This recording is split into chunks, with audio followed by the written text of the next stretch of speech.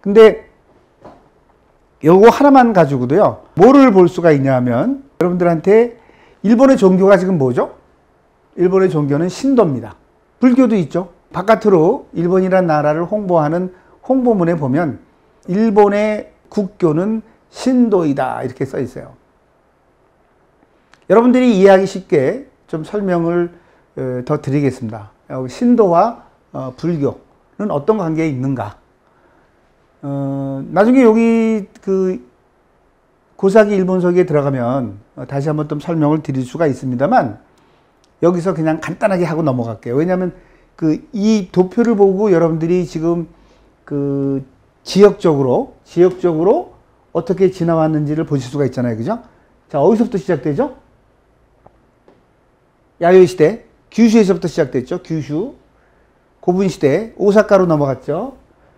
아스카로 왔죠. 그 다음에 오미 시대, 여기 아스카입니다. 그 다음에 나라로 왔죠. 그 다음에 교토로 왔습니다. 이렇게 이제 올라가는, 여러분들 한번 상상을 해보세요. 그래서 제가 이렇게 지도를 항상 잠깐만 보여드리는 건데, 그 다음에 교토에서 도쿄로 왔습니다. 가마쿠라. 그 다음에 무로마치 시대죠. 아치치 모모야마 다시 오사카로 옵니다. 그 다음에 도요토미 시대 다시 오사카로 왔어요. 그 다음에 도쿠가야시 다시 동경으로 갑니다. 그 다음에 메이지 때 다시 동경으로 갔어요. 예. 자, 보세요.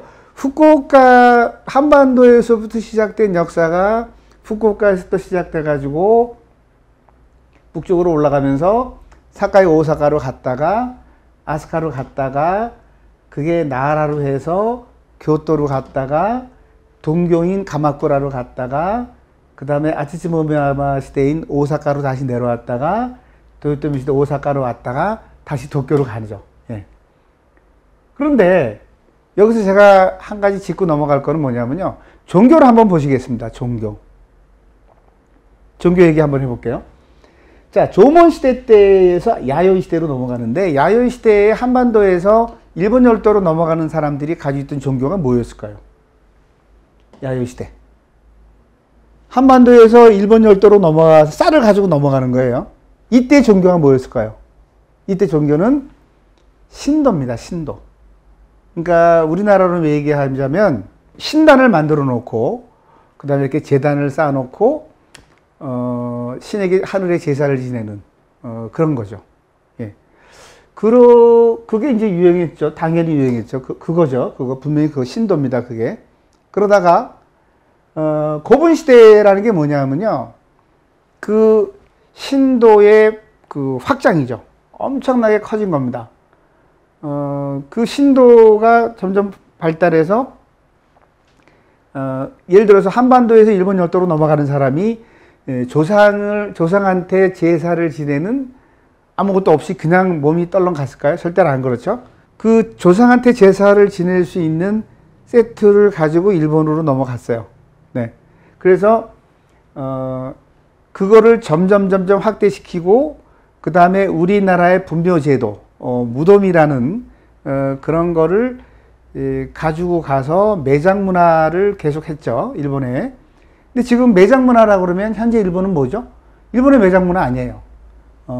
이런 석탑, 탑에 스투파 탑에다가 화장을 해서 모시는 게 일본 전국에서 지금 진행되고 있습니다. 그런데 고분 시대라고 하면 돌아가신 분을 봉분을 만들어서 매장하는 그런 매장 문화죠.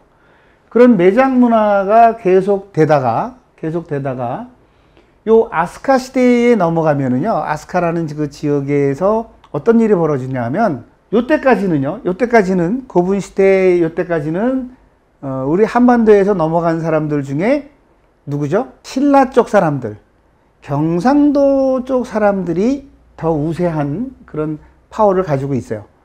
그래서 신을 모시는 그런 사람들이 있습니다. 근데 이 아스카에서 어떤 일이 벌어지냐 하면, 백제 사람들이 불상을 가지고 들어갑니다. 일본으로. 네. 그러니까 불상을 가지고 들어가면서 어떤 일이 벌어지죠? 신도와 불교의 부닥침이 일어나는 거죠. 신도와 불교의 부닥침. 그러니까 지금까지는 그 경상도 남해 일대에서 넘어간 사람들이 가서 그 신을 모시는 이게 처음부터 끝까지 지금까지 이어져요. 그게 지금의 천왕입니다. 그 신도를 모시는 그런 제를 지내고 그렇게 지내오던 사람들한테 백제파가 이렇게 들어가다 보니까 그쪽이 너무 강한 거예요.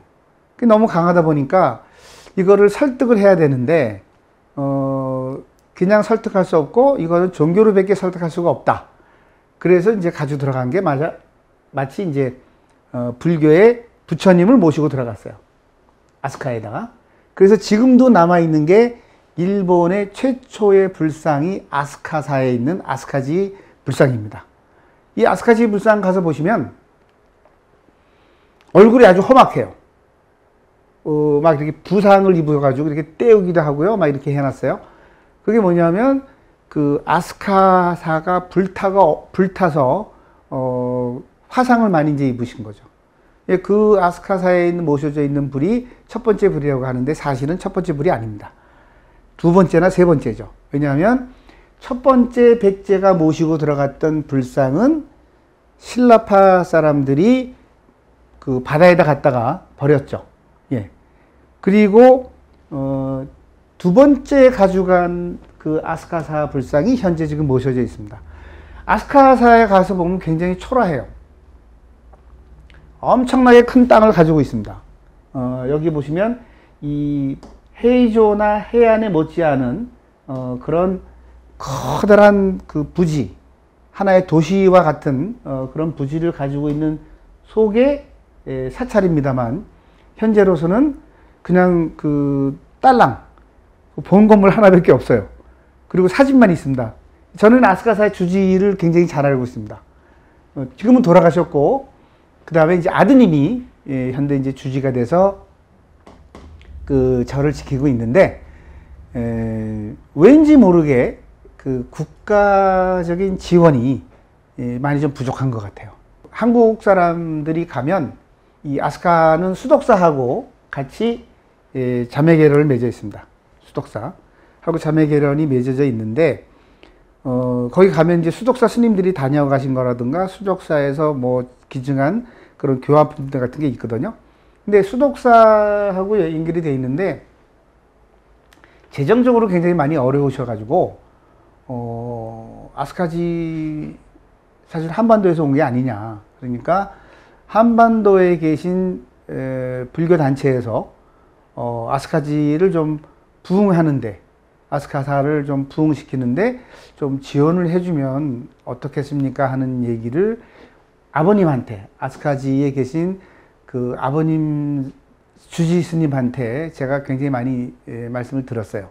그 역사라든가 이런 거를 설명을 해 주셨고 근데 이제 안타깝게도 저희들이 가면 굉장히 반갑게 맞아주시던 주지 스님께서 돌아가시고 현재는 아드님이 아스카지를 지키고 있습니다. 엄청나게 역사적인 그런 곳이에요. 아스카지가. 네. 한국 분들도 관심을 갖고 꼭 불교계에서는 찾아봐야 될 곳이 아닌가라는 생각을 해요. 그냥 관광을 가서 일본의 뭐 유명한 절이래 이래가지고 그냥 아스카지에 가서 구경하시는 게 아니고요. 아, 이 아스카지에 있는 불상은 일본에 최초로 모셔진 불상이로구나 하는 거를 여러분들이 좀 알고 계셔야 될 것 같고요. 그래서 뭐죠? 자, 여기까지는 신라 쪽에 그런 계통이 들어가서 막 세력 확장을 하다가 아스카사에 들어와서 이제 백제가 세력을 확장하면서 불상이 나타나기 시작을 했습니다. 그게 어디에서 나타났냐 하면 최극성수기인 나라시대. 나라시대 뭐죠? 자, 보세요. 이 고분시대가 끝나고 아스카 시대가 되는 이유가 뭐냐면요. 고분시대 때는 그 신도였기 때문에 봉분을 만들고 그 다음에 큰 고분을 만들었잖아요. 그런데 아스카 시대가 되면서 불교가 들어오면서요. 불교에서는 그런 수투파를 만들거나 봉분을 크게 만들거나 이런 게 아니고 다비를 합니다. 다비식을 하죠. 불교에서는. 다비식을 하는 그런 불교가 들어왔기 때문에 고분이 없어지는 거예요. 이 시대가 변하는 그거를 그냥 고분 시대 다음에 아스카래요 이런 게 아니고요. 그 수많은 고분들, 지금도 남아있는 일본 전국에 있는 수많은 고분들, 그 다음에 고분이 집중되어 있는 오사카 지역의 사카이 지역에 그 보통의 규모보다 큰 99개의 고분이 사라지고, 아스카 시대에 대해서는 고분이 갑자기 사라지고 아스카 시대가 됐다는 뜻은, 지역적으로도 설명을 드리겠지만 이 오사카 지역하고요, 아스카 지역하고 요 사이에서 고분이 사라지고 아스카로 넘어가는 그런 얘기입니다. 백제의 이제 불교죠. 나라의 동대사 얼마나 큽니까? 나라에 가면 도다이지라고 해서 엄청나게 큰 불상들, 여러분들 일본 여행 가신 분들은 보셨을 텐데, 이 나라의 동대사를 일본 사람이 만들었을까요? 아니면 한반도 사람이 만들었을까요? 네. 거기에 가면 기록에 남아 있습니다. 네. 동대사 지금까지 3번의 개축을 했죠. 불타서 없어지고, 다시 만들고, 또 다시 불타서 없어지고, 건물은 불타서 없어지고요. 그 다음에 불상은 아직 그대로 남아 있어서, 까마요. 불상이. 까맣잖아요. 근데 그게 처음서부터 까맸을까요? 불상은 까맣게 만들지 않습니다. 거기다가는 그 금이 입혀져 있습니다. 금이 입혀져 있는데, 그 당시에 나라 동대사의 금을 복납하신 분이 누구예요? 네. 백제왕입니다. 백제왕.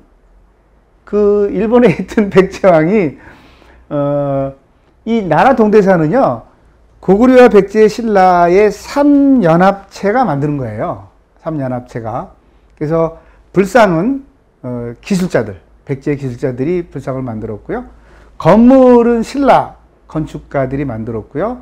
그 다음에 고구려는 여러 가지 재정적인 그런 지원을 해서 삼국이 같이 만들어낸 건물이 바로 동대사예요. 네. 그러니까 여러분들이 그 일본 여행을 하시더라도 동대사 되게 크다. 엄청나게 큰 규모를 가지고 있다. 단순히 이게 아니고요. 백제가 나라에 가서 백제의 세력이 엄청나게 컸다는 거죠. 이 당시에는. 아스카에서 백제가 이기면서 나라를 옮겨서 동대사라는 불교가 아주 번창했던 시절이에요. 그러면 이 당시에는 그 신도, 천황의 신도 쭉 내려오지 않습니까? 자, 이때도 천황 다 있어요. 이때도 다 아스카 시대도 천황이 있습니다. 이게 이중으로 되어 있기 때문에 여러분들이 잘 착각을 하시는데, 이때도 천황이 있어요. 자, 이때도 천황이 있습니다. 이때도 천황이 있습니다. 나라는 성왕. 근데 참 희한하죠. 우리나라에도 성왕이 계시잖아요. 근데 여기 가면 성왕이래요. 성왕이 이 불교를 번창시켜서 국민들의 안위와 그 다음에 곡식의 풍성함을 기원하기 위해서 이 동대사를 지었다. 이렇게 이제 입구에 써 있어요. 그래서 이제 나라에서 불교가 아주 번창을 하고, 그 다음에 이제 교토에 가서 뭐죠? 교토에 가면 뭐 여러분들 아시다시피 이 교토에 가면 제일 먼저 보시는 게 뭐예요? 청수사, 기요미즈데라, 그 다음에 금각사, 뭐 이런 사찰들 많이 보시잖아요. 그리고 정말 고도죠. 높은 건물이 없이 옛날 건물들로만, 교토는 주소가 어떻게 되어 있냐면요. 교토의 주소가 1조, 2조, 3조, 4조에서 1가, 2가, 3가, 4가, 5가, 6가, 7가, 8가 이렇게 계획도시로 되어 있습니다. 계획도시로 되어 있어서 이 교토에 갔을 때 아주 불교가 엄청나게 성행을 하고, 그게 가마쿠라, 도쿄에 가서도 가마쿠라도 대불이 있어요. 근데 가마쿠라 대불은 건물이 없습니다. 그냥 불상만 바깥에 나와 있는 가마쿠라 대불이고요. 그러다가 이제 어떤 일이 나타나냐면, 가마쿠라 막부, 막부가 나타나면서 무로마치 막부, 그 다음에 안티치 모모야마, 그 다음에 도요토미 히데요시. 이때까지는 뭐죠? 이때까지도 다 불교. 그죠? 불교가 되다가 도쿠가와 이에야스, 이때도 불교죠. 그런데 명치 유신이 뭐죠? 명치 천황을 다시 부흥시킨 거예요. 명치 천황. 그럼 여기 어떻게 되죠? 자, 천황의 시대가 계속 되다가 불교가 들어오면서 불교 시대가 계속 되다가, 예? 막부도 불교랑 같이 연결이 돼 있었죠. 그러다가 명치 유신이라는 게 뭐냐면 메이지 시대가 되면서 다시 신도가 다시 이 시대를 바꿔서 모든 것을 차지하고, 신도는 즉 천황이다. 예. 그래서 그동안에는 천황은 계속 이어져 옵니다. 그러니까 천황이 없고 이런 그 막부 시대의 장군들이 나라를 다스리다 갑자기 천황이 나타난 게 아니고요. 천황은 요 앞에 있는 이제부터 제가 설명을 드리려고 이렇게 깔았습니다. 여러분들이 이해하기 쉽게 깔았는데, 천황은 계속 있었죠. 네. 한반도에서 넘어간 그런 그 역사적인 천황은 계속 있었습니다. 그러나 불교의 융성이라든가 이런 걸로 해서 천황은 이쪽에 한쪽에 존재를 합니다. 쭉 존재를 하다가 그 다음에 이 메이지 유신이라는 게 뭐냐면요. 다시 명치천황서부터 다시 천황이 부상을 해서 바깥 세상으로 나오는 그런 시대를 바로 명치유신이라고 합니다. 1868년. 그러면 좀 이상한 게 뭐냐면요. 천황의 계보는 한반도의 계보고, 지금 전번 천황이 120대 천황이 본인의 어머니는 간무천황의 시대에 그때 같은 외가였다라고 이제 이렇게 발설을 했잖아요. 그러면 이 메이지 유신이 돼서 천황의 계열은 우리와 같은 그런 계열이기 때문에 한일 관계는 어떻게 돼야 되는 거죠? 더더욱 왕가와 연결이 돼서 가까워야 된다는 것이 저의 주장입니다. 그래서 그런 단순하게 그냥 한일 관계 친하게 지냅시다. 옆에 있는 집이니까 우리가 이런 관계를 가집시다. 이런 게 아니에요. 무슨 그 얘기를 할 때 역사적인 근거를 가지고, 예? 그러니까 재판장에서도 그 막 분쟁이 일어나잖아요. 근데 친자 소송이 붙어서 아니 저쪽하고 나하고 형제예요. 형제인데 이거 좀 판결을 좀 내려주세요. 그럼 그 2000년 전 얘기인데 지금 와서 어떻게 하라는 얘기냐? 그럴 수도 있는 거잖아요. 그러니까 그러면 그거를 거슬러 올라가서 2000년 전으로 올라가 가지고 우리가 한국과 일본이 형제인지 아닌지 좀 밝혀주시기 바랍니다. 그럼 그거에 대한 제출해야 될 거 아니에요? 근거를 제출해야 될 거 아니에요? 저는 지금 법정에다가 이런 근거를 제출하는 과정이라고 지금 생각을 해요. 그래서 다시 또 한번 나왔습니다만, 구석기, 조먼, 야요이, 고분, 아스카, 나라, 해안, 카마쿠라, 무로막지, 전국시대, 아치시 모모야마. 앞에 이제 여기까지 나왔잖아요, 여기? 아치시 모모야마 시대까지 나왔잖아요. 여기 뭐예요? 오다노부나가 시대잖아요. 그러다가 이제 도쿠가와 이에야스가 승리를 하고 에도로 이제 들어가는 거죠. 예, 에도. 그 다음에 이제 1868년에 명치천황, 그 다음에 다이쇼, 쇼와, 헤이세이, 그죠? 그 다음에 지금은 레이와죠. 레이와 4년. 네, 이렇게 되어 있습니다.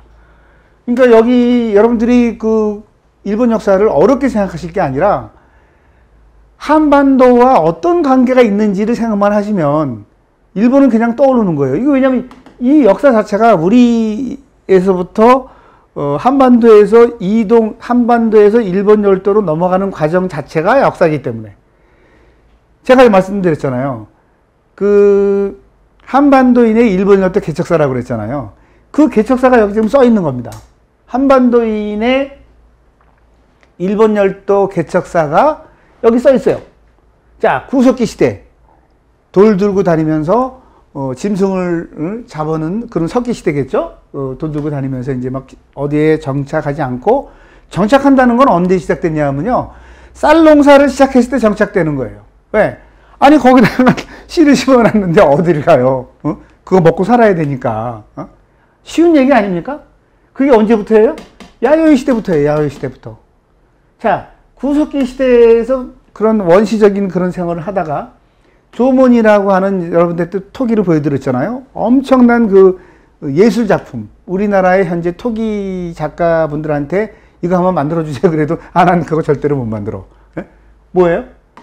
3,000년 전에, 13,000년, 3,000년 전의 작품인데 지금 못 만든다는 거예요. 아니, 만들려면 만들겠죠. 그러나 그렇게 아주 기술이 있지 않은, 하이테크를 갖지 않은 그런 도공이 아니면 만들어낼 수가 없다. 그 다음에 야요이? 이건 남 얘기가 아니에요. 예? 미생시대. 남 얘기가 아니라고. 뭐예요? 야요이 시대 뜻이 뭐예요? 한반도에서, 거기 써있다니까요? 한반도에서 일본 열도로 쌀을 가지고 넘어가서 농사를 시작했기 때문에 정착하기 시작했다. 그걸 야요이라고 한다. 예? 여기서 이제 뭐가 나오냐면 제가 일본어가 한마디 나오는 거죠. 여러분들 행복하다는 말이 일본말로 뭐예요? 행복하다. 그 노래도 있어요. 시아와세. 예? 시아와세요. 시아와세요. 그러는데 시아와세라는 뜻이 뭐냐면요. 한국말이에요. 한국말. 한국말. 얘는 이제 조금씩 그 일본어와 한국어의 관계. 저는 일본어 강의를 하는데 그냥 뭐 박성문의 뭐 일본어 이 길이 아니고요. 실질적인 한국어와 일본어의 관계를 설명하면서 일본어를 강의하고 있어요. 아주 굉장히 좋죠. 좋아하시죠, 많이. 왜? 한국어를 얘기하고 있으니까. 자, 야요이 시대를 들어서 나타난 말이 뭐냐면 시아와세요. 행복합니다. 시아와세.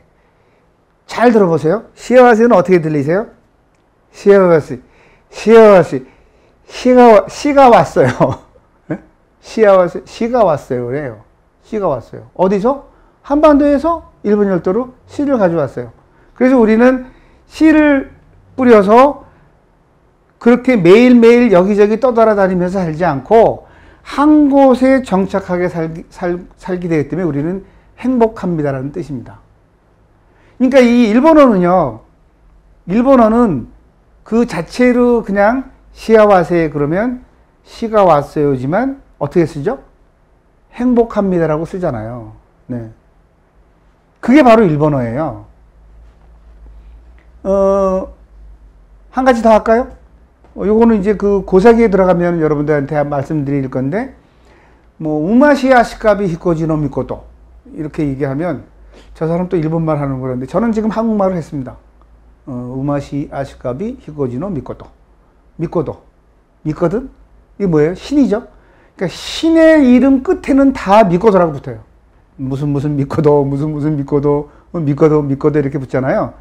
이게 우마시 아시카비 히코지노 미코도노 이러면 무슨 저 일본 신사에서 뭐 이 신도 하시는 분들이 무슨 이렇게 기도를 드리는 것 같은데, 우마시라는 거는요, 웜에, 예, 웜에 놀라움의 그 감탄사입니다. 웜에, 우마이. 그래서 현재 일본에서는 이런 그 밥을 먹거나 뭘 먹었는데 되게 맛있어요. 그럼 뭐라 그래요? 우마이 이러죠. 먹었어, 맛있어. 우마이. 이게 뭐예요? 웜에. 진하게 맛있네. 그 웜에라고 그래요. 그 웜에가 우마이라는 말로 지금 사용되는 거예요. 일본어는 다 그렇습니다. 지금 쓰고 있는 일본어는 다 한국어예요. 자신 있게 얘기할 수 있어요. 이거는 저 혼자뿐만이 아니라 보충해서 내 편을 좀 데려온다 그러면 그 언어학의 박사 박병식 선생님서부터 시작해서 여기다가 뭐 나열하면 또 엄청나게 많아요. 예? 근데 그분들은 이제 학문적으로 설명을 한 거죠. 학문적으로 어문 연구하신 어느 학자니까 어문적으로 막 설명을 해 놓으셨어요. 저는 그거 설명하면 지루하니까 그냥 실용적으로 그냥 설명을 드리는 거예요. 그래서 우마시, 아시까비라는 게 뭐냐면, 아시가 뭐예요? 아시 그러면 그 아시 우리 그 처녀잖아요. 원래 뜻은 뭐냐면 새로운이라는 거예요. 첫 번, 아시. 그 다음에 가비는 거풀. 그죠? 그래서 아시까비 그러면 새싹이에요, 새싹. 아시까비, 새싹. 희가 뭐예요? 해, 자식, 태양의 아들. 그러니까 일자. 우리나라 한문으로 일자라고 쓰죠. 일자를 희고라고 읽어요. 남자, 여자. 똑같잖아요. 여러분들 니는 여자, 지는 남자라는 거 아세요? 네. 노 미코도. 그러니까 우마시 아시까비 히코지노 미코도 그러면 아주 훌륭하게 우마이 아시까비 새로 아주 훌륭하게 새싹 우마시 아시까비 아주 훌륭하게 새싹처럼 태어난 태양의 아드님이라는 말이에요. 그게 그러니까 아주 훌륭하게 새싹처럼 태양의 아드님이 태어나셨습니다. 이 말이 우마시 아시까비 히코지노 미코토 그 말이에요.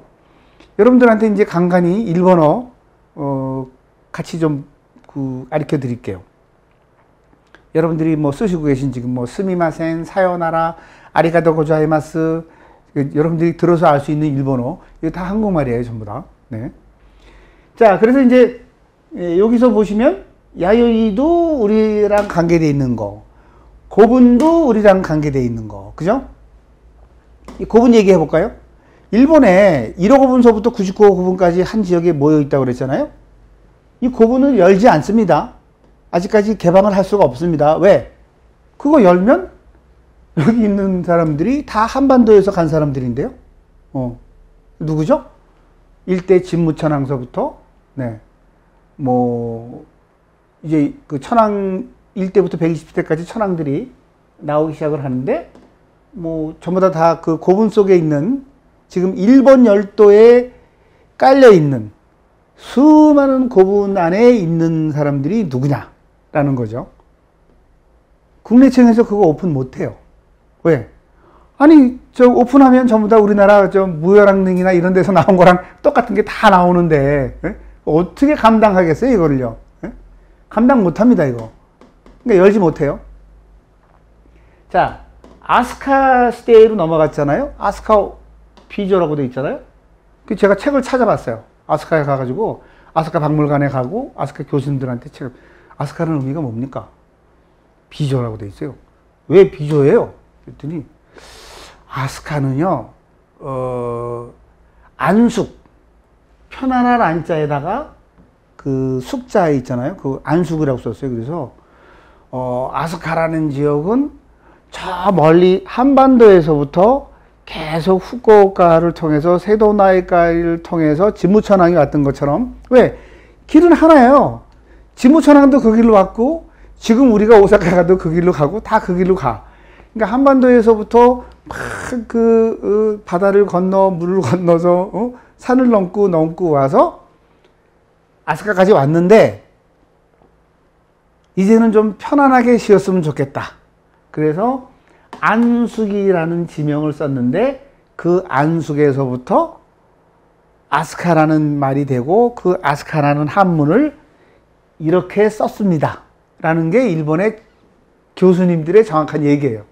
근데 제가 그걸 듣고 이분이 한국사를 안다거나 한국하고 좀 연결해서 한국어를 안다면 이런 얘기를 안 했을 텐데. 그래서 저는 뭐라고 얘기하냐면요. 아스카는 와수카입니다. 와수카. 저 멀리서 저 멀리 한반도에서부터 여기까지 왔습니까? 와수카? 그 말이 바로 아스카예요. 예. 그게 바로 아스카입니다. 와수카. 와수카. 왜냐하면요, 그 일본 말로 어서 오세요라는 말이 이라샤이마세잖아요. 이라샤이마세. 이라샤이, 여러분들 그 일본의 식당 같은 데 가면 뭐라 그래? 이라샤이. 한 놈만 얘기하면 좋은데 그냥 라면 집에 들어가면 그냥 그 안에 주방에 있는 서부터 카운터 보는 서부터 한 7, 8명이 전부 다 이라샤이! 그러고 그냥 깜짝 놀래 손님이. 되게 기분 좋죠? 진짜 한두 명이 아니라 전부 다 나를 반겨주네? 이래서 좋아하잖아요.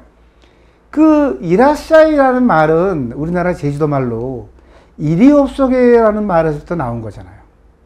한번 생각해 보세요. 이리옵소게, 이리옵소게, 이리옵소게, 이리옵소게. 그게 이라사이. 마세는 전미어예요, 전미어. 이라사이입니다. 이리옵소게. 자, 그 다음에 이제 나라로 갔잖아요. 나라도 우리나라 말이잖아, 나라. 거기 가서 나라를 만들었어. 그래서 불교 시대였기 때문에 커다란 동대사도 만들었어. 근데 그 동대사는 한 사람, 일본 사람이 지은 게 아니라 백제 사람의 그 건축, 여러분들 그 불상을 만들려면요, 안에다가 엄청나게 높은 건물을 지어야 돼요. 틀을 만들어서 위에다 갖다 이렇게 붙이는 거잖아요. 그런 장인들이 가가지고 나라의 동대사도 만들었어요.